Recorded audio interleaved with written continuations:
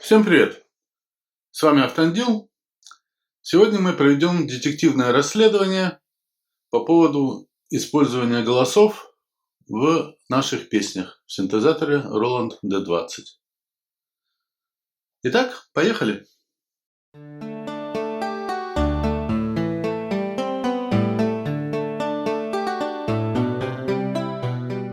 Я уже загрузил заранее одну из песен, и давайте ее прослушаем.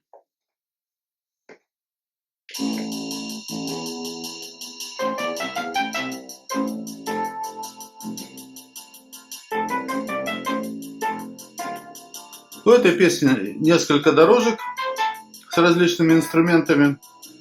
Вот давайте обратим внимание на третью дорожку, то есть я заглушаю все остальные дорожки.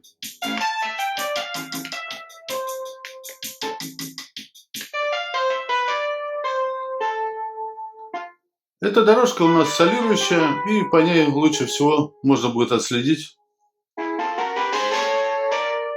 то, что нам интересно отследить.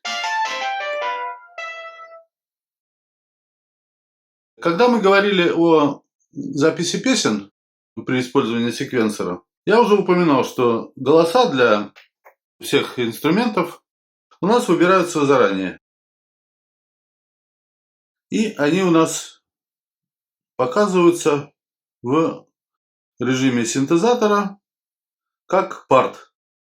То есть парт 1, парт 2, парт 3. И вот мы смотрим, что на третьей дорожке у нас звук А17, ну, если точнее говорить, тембр А17.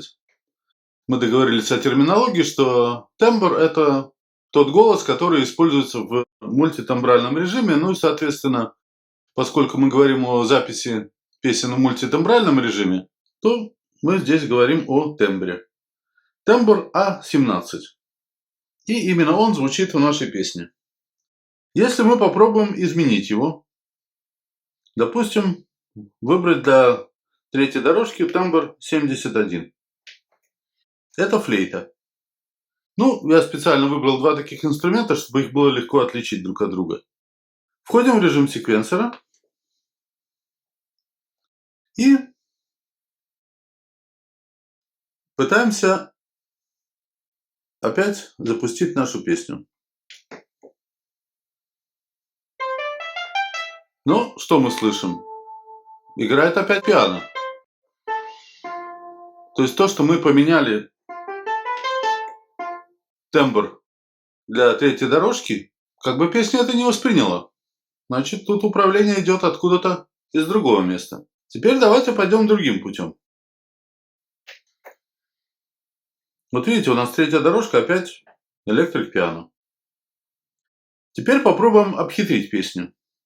Давайте отредактируем именно вот этот тембр. А17. Нажимаем Edit. Редактируем тембр.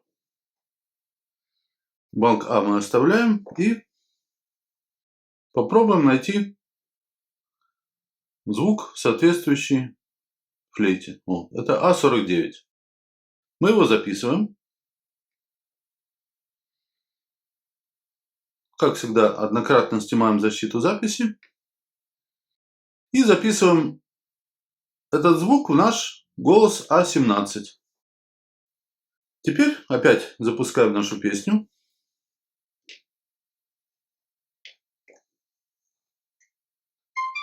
И, о чудо, теперь вместо пиано играет флейта. О чем это нам говорит? Что есть некий контроллер, который как раз и записывается в секвенсоре вместе с песней. Ну, мы можем попытаться отыскать следы этого контроллера, нашего Moriarty невидимого, если соединим наш синтезатор с компьютером. Запускаем на компьютере секвенсор Cubase.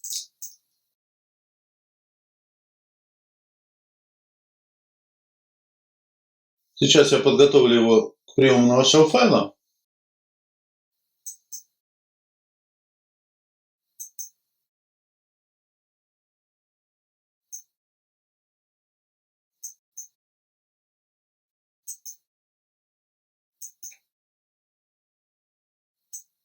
Вот секвенсор находится в ждущем режиме.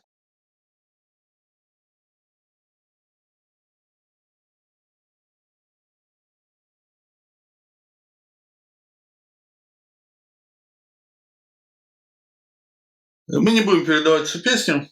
Я передам только третью дорожку. Для этого, соответственно, ее надо заглушить, а остальные дорожки выбрать.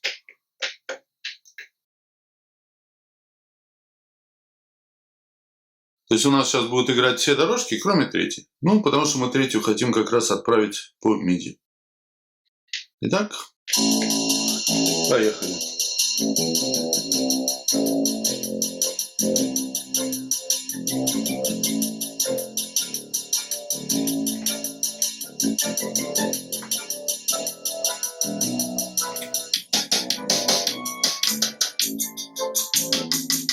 Я не буду всю песню записывать. Я думаю, нам информации достаточно.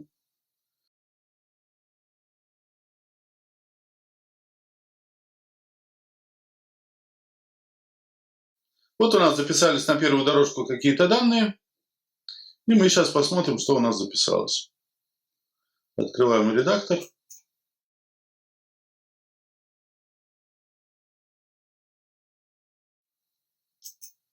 Идем в начало песни.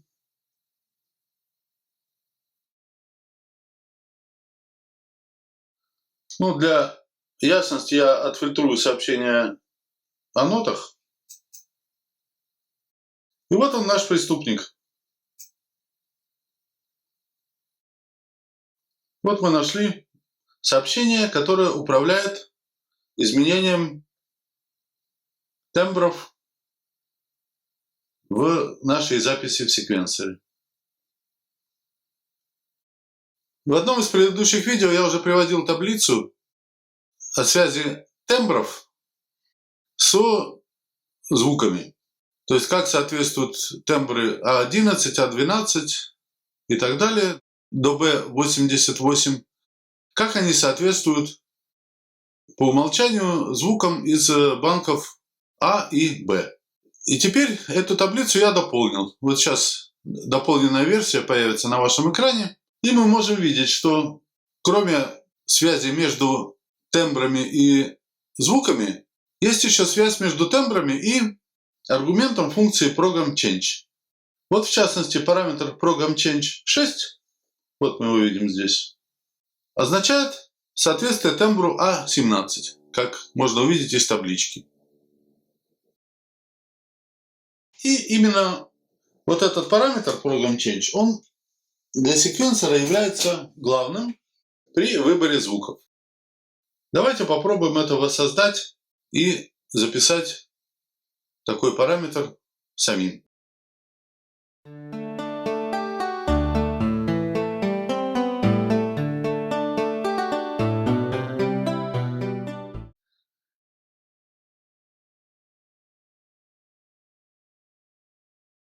Давайте теперь попробуем выяснить, как ввести этот параметр самим и как его изменить. Ну, поскольку мы тут производили всякие изменения, мы редактировали тембры, загружали песни, то для чистоты эксперимента я выполню инициализацию. То есть я выключаю синтезатор и затем включаю его с нажатыми кнопками Tune и Write. Ну, как видно на экране, провелась инициализация. Ну, надо сказать, что в этой функции инициализации я пользуюсь достаточно часто, когда хочу просто быстренько сбросить все настройки к заводским. И после этого они меня, в принципе, эти настройки устраивают. Единственное, что я редактирую, я нажимаю кнопочку MIDI и редактирую, каким звуком будет играть наша клавиатура. Вот видите, upper channel 0.1, а lower это 0.2. Что это означает? Что верхняя часть клавиатуры, начиная от клавиши C4 до 4 октавы, играет первым звуком, а нижняя часть, то есть левее этой клавиши, играет вторым звуком со второй дорожки. Ну, мне это не всегда удобно, поэтому я ставлю этот параметр тоже в 0.1. То есть у меня сейчас вся клавиатура играет один звук. Теперь давайте попробуем с нуля записать песню и посмотреть, как мы можем здесь работать с управляющими сообщениями Program Change. Итак, входим в режим секвенсора. Ну, я сейчас буду писать на первую дорожку.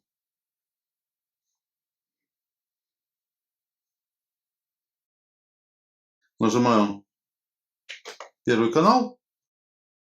И видите, у нас появляется сообщение А11. То есть мы подготовили, ну мы не готовили на самом деле, но по умолчанию для первой дорожки стоит тембр А11. Ну, если он мне не нравится, давайте вот будем как в той песне, давайте сделаем А17. И именно в этот момент мы редактируем параметр Program Change. То есть вот я сейчас начну запись, буду что-то играть.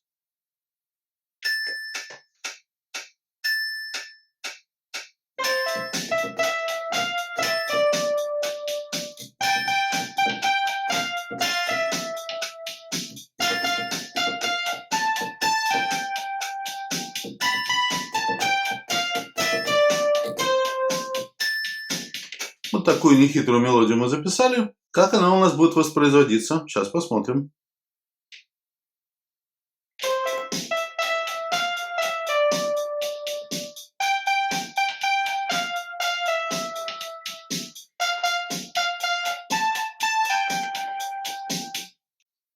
Ну, я думаю, легко можно узнать звук пиано, электропиано А17. Вот мы проверяем.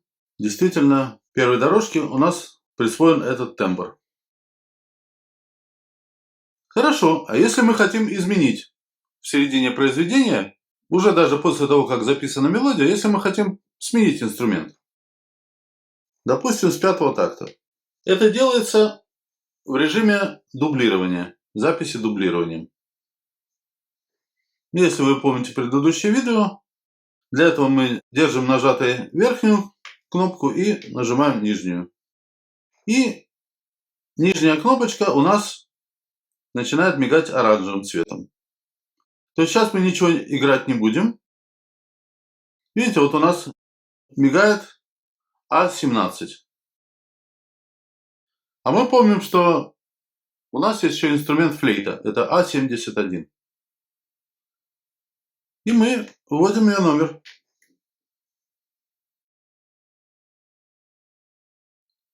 И нажимаем старт.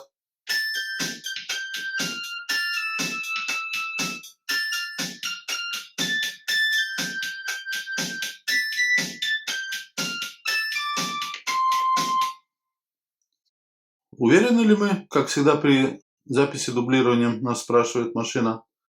Да, уверены. И наши изменения записаны. То есть что теперь должно произойти? Мы в начале песни ввели сообщение Program Change о том, что инструмент должен быть А17. А начиная с пятого такта мы сменили этот инструмент, и он должен быть А71. Вот сейчас проверим, как у нас это играет. Видите, начинает играть пиано.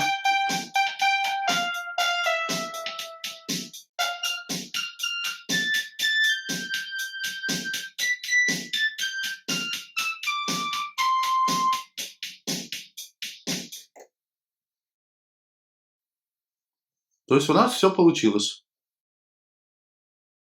Давайте теперь посмотрим, как это выглядит на компьютере. К сожалению, мы вынуждены обращаться к помощи компьютера, потому что на самом синтезаторе мы не видим этих сообщений, мы видим только результат их работы. Но мы теперь знаем, как их записать. Мы знаем, что это за сообщение. А для большей наглядности я сейчас скину эту дорожку на компьютер и посмотрим, что там у нас по факту на ней записано. Итак, давайте скинем нашу песню на компьютер. Запускаем секвенсор Cubase.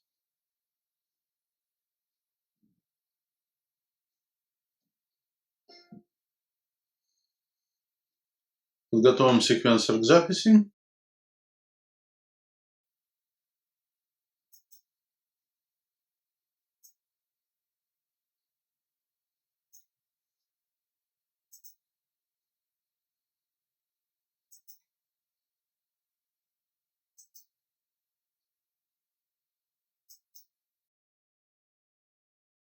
Заглушаем нашу дорожку на синтезаторе, чтобы передать ее по MIDI.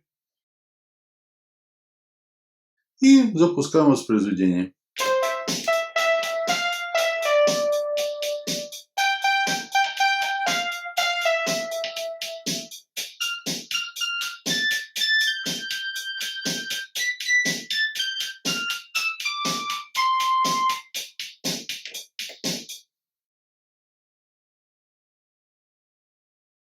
Вот песня записана, и смотрим, какие данные мы передали на секвенсор.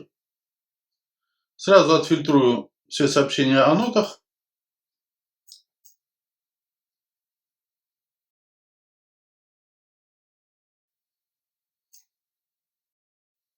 И мы видим,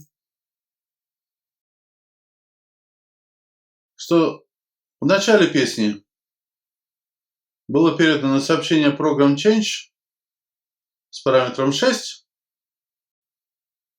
что соответствует нашему голосу А17. И где-то после 4-го такта было передано сообщение Program Change с параметром 48. Ну, если взглянуть на табличку, которую я подготовил, то это как раз получается тембр для флейты А71.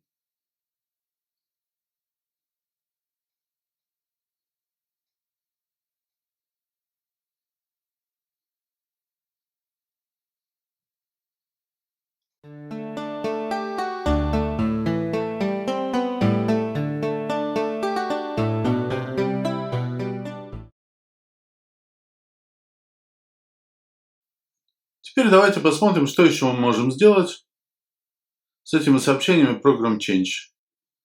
Мы вычислили, что есть у нас такие управляющие сообщения, раскрыв дело методом дедукции, ну а точнее путем отсылания нашего файла, нашей дорожки на внешний секвенсор. Мы научились такие сообщения Program Change создавать и изменять в течение песни. Давайте посмотрим, что еще мы можем с ними сделать. Мы можем их удалить, то есть стереть с нашей песни. Как это сделать? Нажимаем кнопку Edit и перебираем возможные пункты меню, что можно сделать с песней. Вот у нас есть такой пункт Erase Select. Слева мы можем выбрать Program Change. Если помните, в одном из видео предыдущих, когда мы говорили о работе с секвенсором, мы уже управляли здесь сообщениями панорамы и громкости. Но вот тут, кроме этого, еще есть и возможность стереть сообщение Program Change. Это, кстати, единственное место, где мы упоминание об этом таинственном контроллере можем видеть на нашем синтезаторе Roland D20. Нажимаем кнопочку Lower, и нас спрашивают, с какой дорожки мы хотим стереть эти управляющие сообщения. Ну, у нас мигают все возможные дорожки, поскольку мы записали только одну, то одна и возможна. Мы подтверждаем, что с первой дорожки мы хотим стереть, и нажимаем Enter. И теперь давайте послушаем, что стало с нашей песней.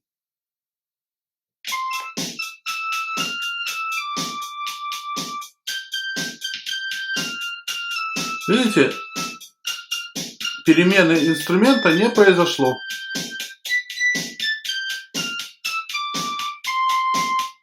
То есть у нас последняя команда синтезатору была изменить инструмент на флейту. И, в общем-то, инструмент был изменен, и с тех пор никаких команд других не поступало. Но теперь мы знаем, что в нашей песне нет управляющих сообщений, и если мы вручную поменяем здесь наш тембр на А17, электрик пиано, то наша песня будет себе запросто играть уже этот звук.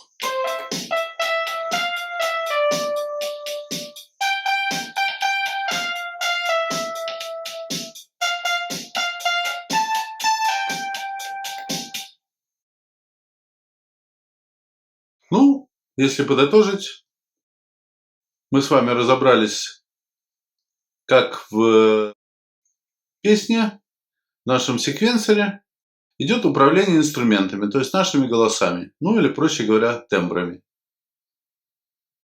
Это управление идет с помощью соответствующих сообщений под названием Program Change.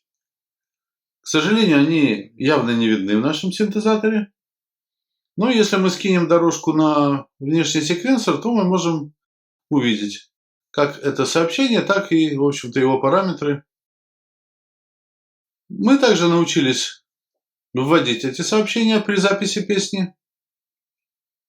То есть, когда мы начинаем записывать песню с нуля, то нам предлагается уже какая-то команда управляющая, то есть какой-то тембр нам предлагается. Но потом мы с последующих тактов мы можем этот инструмент изменить. Ну и также, как мы выяснили, мы можем стереть вообще эту информацию, и тогда песня не будет подхватывать эти данные и не будет управляться сообщениями Program Change. И если такие сообщения в песне отсутствуют, то мы можем просто выбрать звук в режиме Part.